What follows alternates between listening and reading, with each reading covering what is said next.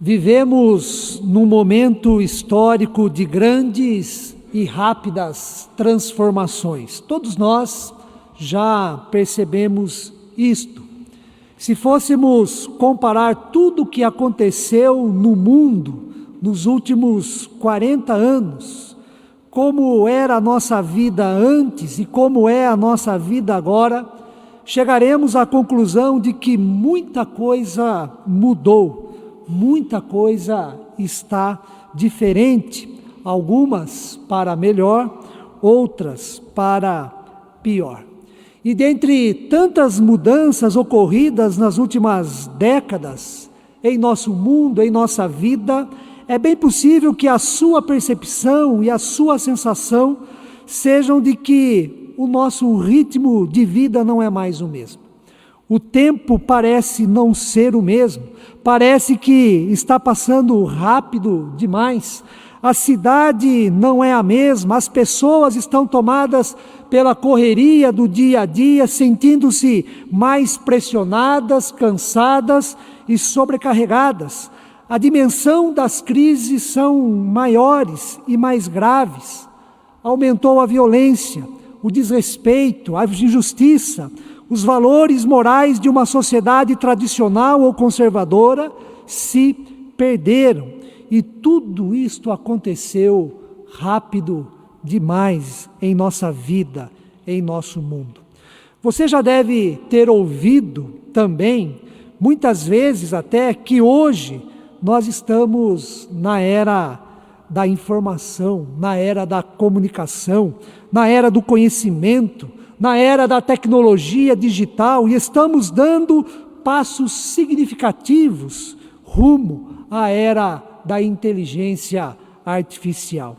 Mas, em meio a todo este contexto de transformações, novidades, de inovações, em meio a todo o progresso alcançado até aqui pela humanidade, o que nos deixa até impressionados, parece que estamos regredindo, estamos no sentido inverso no que se refere à qualidade dos nossos relacionamentos interpessoais.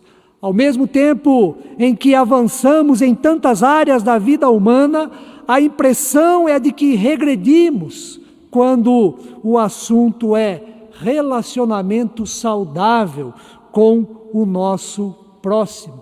Relacionamento saudável com as pessoas que estão ao nosso lado, com as pessoas que partilhamos a nossa vida em nosso dia a dia. John Stott, em seu livro Ouça o Espírito, Ouça o Mundo, aponta que uma das principais buscas no mundo atual é a busca por relacionamentos, a busca por relacionamentos saudáveis, construtivos, duradouros. Stott diz que, na atualidade, os relacionamentos entre as pessoas se tornaram superficiais, frios, conflituosos, distantes e até mesmo violentos. Em meio à crise nos relacionamentos uns com os outros, Stott afirma que este se torna um grande desafio à qualidade da comunhão que deve existir na Igreja de Cristo Jesus. E por ser um grande desafio, torna-se também uma grande oportunidade a todos nós, cristãos e cristãs, a fim de cultivarmos e possibilitarmos relacionamentos saudáveis na casa do Senhor, relacionamentos saudáveis, dirigidos, sustentados, guiados pela palavra do nosso Deus. É bem possível que você já tenha passado ou esteja passando pela experiência do quão difícil é ter um amigo, ter uma amiga em nossos dias. Como é difícil ter alguém em quem podemos confiar, alguém que podemos contar nas circunstâncias mais difíceis que enfrentamos, como é difícil ter alguém para desabafar, abrir o coração, contar os nossos temores, as nossas fraquezas e saber que seremos compreendidos, respeitados e, se necessários, corrigidos também com amor. Não é à toa que o autor do livro de Eclesiastes equipara a amizade a um tesouro, mostrando com isto a dificuldade e a preciosidade do verdadeiro amigo, da verdadeira amiga. Ele escreveu assim em Eclesiastes, no capítulo 6, versículo 14: um amigo fiel é uma poderosa proteção. Quem o achou, descobriu um tesouro. Um amigo fiel é uma poderosa proteção. Quem o achou, descobriu um tesouro. O texto bíblico que lemos, Romanos 12, a partir do versículo 9 até o versículo de 21, recebe o título As Virtudes Recomendadas. As virtudes citadas no texto em questão dizem respeito ao relacionamento com o próximo. Elas nos mostram qual deve ser os nossos sentimentos, como deve ser o nosso comportamento, como devem ser os nossos interesses para que relacionamentos saudáveis se tornem possíveis. Depois de 11 capítulos extremamente teológicos, tratando de temas relacionados à vida, à universalidade do pecado e à salvação do ser humano, no capítulo 12 de Romanos, o apóstolo Paulo entra na parte prática em sua carta, em temas voltados à ética cristã. E no capítulo 12, o apóstolo Paulo inicia o seu texto dizendo que devemos entregar o nosso corpo como sacrifício vivo, santo e agradável a Deus, porque este é o nosso culto racional. A seguir, o apóstolo diz que não devemos nos conformar com o presente século, com o mundo que aí está, mas devemos ser transformados pela renovação da nossa mente para que experimentemos a boa, perfeita e agradável vontade de Deus. Depois, a partir da graça que nos foi dada, o apóstolo exorta: digo a cada um dentre vós que não pense de si mesmo além do que convém, antes pense com moderação. E por fim, Paulo se utiliza da metáfora corpo de Cristo para se referir à igreja. E com isto, ele ensina que há um só corpo, e que este corpo tem muitos membros, mas nem todos os membros têm a mesma função. Os membros não são iguais. Há diversidade nos ministérios, há diversidade nos serviços, e diante dos diferentes dons concedidos pelo Espírito Santo à igreja, pela graça de Deus, diante da diversidade das pessoas que compõem o corpo de Cristo, diante de todas as diferenças que temos enquanto seres humanos, Paulo então apresenta virtudes que devem ser seguidas e praticadas por todos nós, servos e servas de Cristo, irmãos e irmãs na fé. Para relacionamentos saudáveis uns com os outros, as virtudes destacadas pelo apóstolo Paulo podem ser sintetizadas, organizadas da seguinte forma. Em primeiro lugar, cultive relacionamentos positivos e rejeite sentimentos maus ou ruins. Cultive sentimentos positivos em seu interior, em seu coração. Cultive sentimentos positivos, e o principal sentimento que devemos cultivar nesse sentido, sem dúvida nenhuma, é o amor. É por isso que no texto de Romanos 12, a partir do capítulo 9, o apóstolo Paulo inicia destacando o amor, a importância do amor para relacionamentos saudáveis. O amor é a base, o amor é o fundamento, o amor é o que dá sustentação para que relacionamentos se tornem saudáveis uns com os outros. No versículo 9 e no versículo 10, o apóstolo Paulo escreveu: amai-vos cordialmente uns aos outros com amor fraternal, preferindo-vos em honra uns aos outros. E o amor que o apóstolo Paulo se refere aqui, como já mencionado e claro no próprio texto, é o amor filéu, ou seja, o amor fraternal, o amor solidário, o amor que estende a mão, o amor que abraça, o amor que perdoa, o amor que aceita, o amor que recebe, o amor que é inclusivo, é o amor de amigo, o amor de quem deseja o bem do próximo, é o amor em que prevalece o respeito, a ajuda, é o amor tomado por expressões de bondade, sejam por palavras, sejam por atitudes. Este é o amor. Este é o amor, por exemplo, das relações familiares, é o amor que está presente na verdadeira amizade. Cultive sentimentos positivos, cultive o amor fraternal com o seu próximo. Com isto, você está rejeitando aquilo que é mal, aquilo que é ruim, aquilo que prejudica você mesmo e prejudica também os relacionamentos que você tem com as pessoas próximas a si.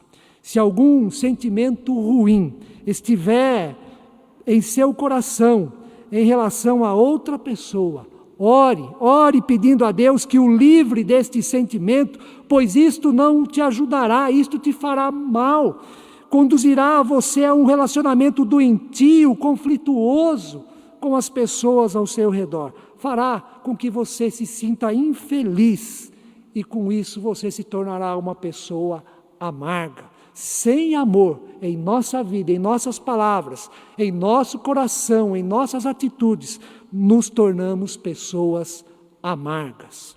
Em segundo lugar, para relacionamentos saudáveis, cultive também uma espiritualidade saudável. Depois de citar o amor, o apóstolo Paulo destaca alguns elementos para uma espiritualidade saudável. Nos versículos 11º e no versículo de número 12, ele assim escreve: no zelo não sejais remissos, sede fervorosos de espírito, servindo ao Senhor. Regozijai-vos na esperança, sede pacientes na tribulação e na oração sejam perseverantes. Espiritualidade cristã tem a ver com a presença e a ação do Espírito Santo de Deus em nosso interior, em nosso coração, em nosso íntimo.